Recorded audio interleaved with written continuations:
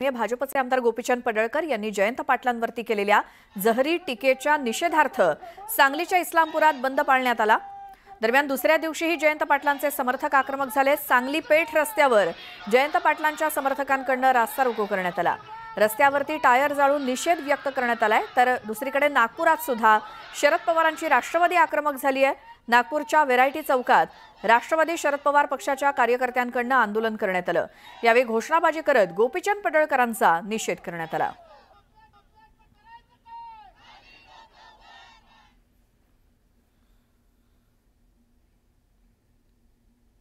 परवाला ज्या पद्धतीने भारतीय जनता पार्टीचे आमदार गोपीचंद पडळकर यांनी ज्या अश्लील पद्धतीने आमचे नेते आदरणीय जयंत पाटील साहेब आणि स्वर्गीय लोकनेते राजाराम बापू पाटलांच्या संदर्भामध्ये जे अतिशय घाणेरडे शब्द वापरण्याचं काम केलं ते महाराष्ट्राच्या संस्कृतीला न शोभणार आहे।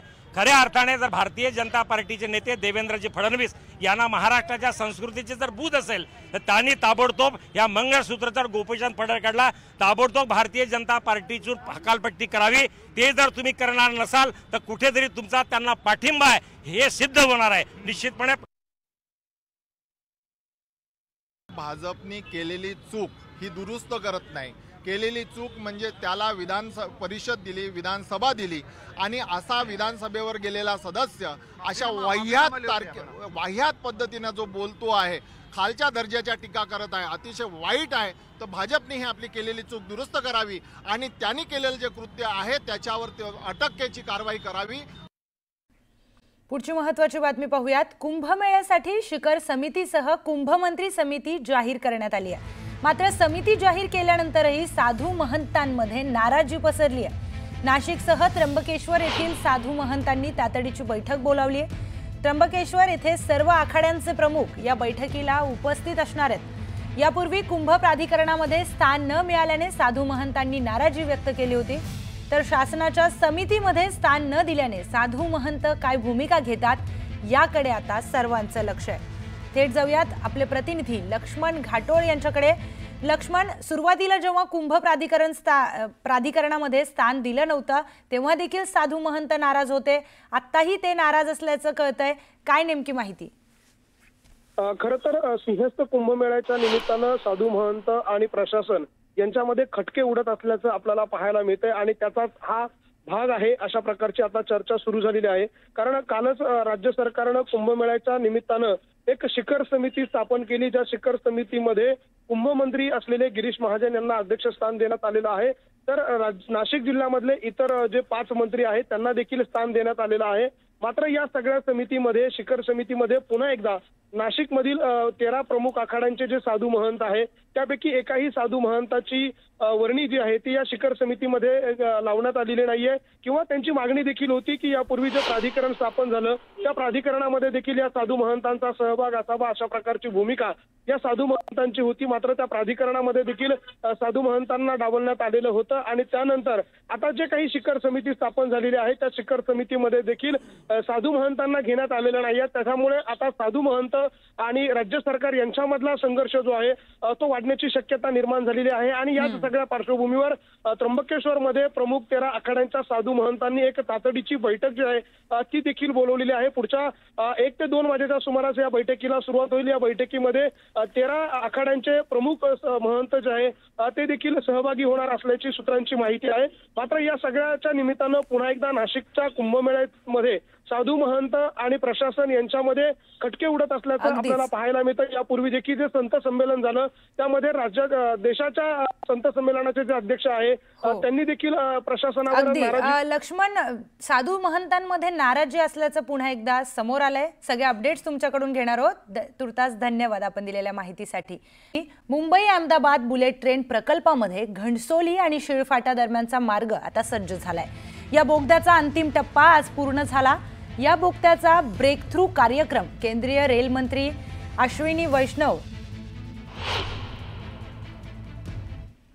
जापान का अगर एग्जांपल लें, टोक्यो से लेके ओसाका उसके बीच में बड़े शहर आते हैं, नागोया, कोबे, क्योटो, ये सब की सब इकोनॉमी एक हो जाती है। मल्टीप्लायर इफेक्ट होता है इसका। 1+1 2 नहीं, 1+1 11 हो जाता है इससे। तो सारे के सारे इस क्षेत्र को बहुत बेनिफिट होगा।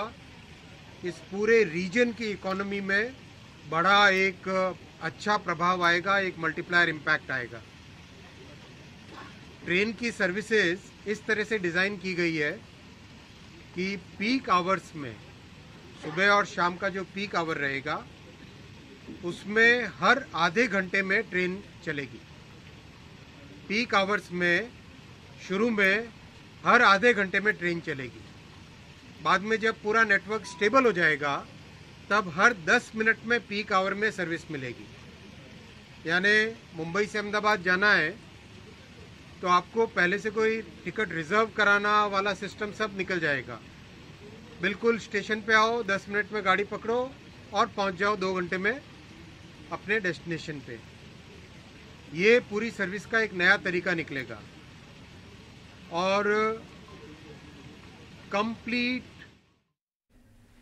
पुढची महत्त्वाची बातमी पाहूयात। मोनो रेल्वेची सेवा आजपासून अनिश्चित काळासाठी बंद करण्यात आली आहे। मागील काही दिवसांपासून सातत्याने मोनोरेल बंद पडण्याच्या घटना वाढल्या होत्या। त्यामुळेच MMRDAने मोनोरेलच्या संपूर्ण व्यवस्थेचा कायापालट करण्यासाठी मोनोरेल बंद ठेवण्याचा निर्णय घेतलाय। या बंद दरम्यान जुन्या मोनोरेलचं नूतनीकरण, नवीन रेक सुरू करणं आणि अत्याधुनिक सिग्नलिंग यंत्रणा बसवण्याचं काम केलं जाणार आहे। हैदराबादमध्ये तयार झालेली कम्युनिकेशन बेस्ड ट्रेन कंट्रोल ही आधुनिक सिग्नलिंग यंत्रणा बसवण्यात येणार आहे। यामध्ये मोनोरेल सेवा अधिक सुरक्षित होणार असून 2 गाड्यांमधील अंतर कमी होऊन प्रवाशांना वेळेवर सेवा मिळणार आहे। याशिवाय MMRDAने 10 नवीन मेक इन इंडिया रेकची खरेदी देखील केली आहे। मोनोरेलमधून दैनंदिन प्रवास करणाऱ्यांना आता पर्यायी वाहतूक व्यवस्थेचा वापर काही दिवस करावा लागणार आहे।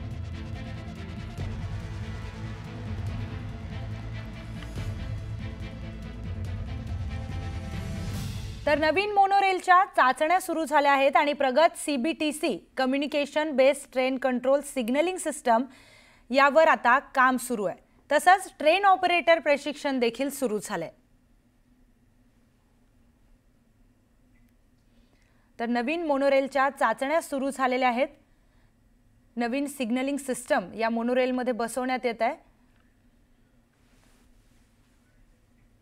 पुढची महत्त्वाची बातमी। महायुती सरकारने गेल्या वर्षीपूर्वी मुख्यमंत्री माझी लाडकी बहीण योजना सुरू केली। या योजनेमुळे महायुती सरकार सत्तेत येण्यास मदतही झाली। या योजनेतील लाभार्थ्यांची पडताळणी आता सुरू आहे। या योजनेतील काही पुरुषांनी देखील घुसखोरी केल्याचं दिसून आलं। तसेच शासकीय महिला अधिकाऱ्यांनी देखील या योजनेचा लाभ घेतल्याचं समोर आलंय। त्यानंतर लाडकी बहीण योजनेतील बोगसगिरीला चाप लावण्यासाठी सरकार अलर्ट मोडवर आलंय। आता सरकारने eKYC अनिवार्य केलंय। ओरिजिनली सुद्धा या GR मध्ये नमूद करण्यात आलेल्या होत्या।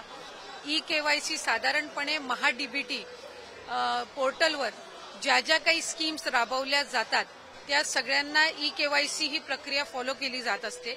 साधारणपणे 91 अशा योजना आहेत ज्याच्यामध्ये eKYC हे त्या ठिकाणी रूटीन ही प्रोसिजर आहे आणि तीच लाडकी बहीण मध्ये पण आहे। eKYC मुळे ज्या लाभार्थी आहेत त्यांना अधिकचा फायदा होणार आहे, कारण त्यांचं eKYC ऑथरायझेशन झालं की त्यांना नियमित लाभ मिळणार आहे। म्हणजे या ज्या तक्रारी आहेत की 1 महिन्याचा लाभ मिळाला, दुसऱ्या महिन्याचा मिळायला विलंब झाला, तिसऱ्या महिन्याचा त्या ठिकाणी थांबला गेला, तर या सगळ्यामध्ये सरळता आणि त्याचबरोबर सुलभता ही त्या निमित्ताने येणार आहे। 2 महिने लागतील, मुदत दिली आहे। आता ते हळूहळू कमी करत कानाचं काम आहे ते। हे पहिल्यांदा का नाही लावले, मग KYC करायला पहिल्यांदा का नाही सुरुवात केली?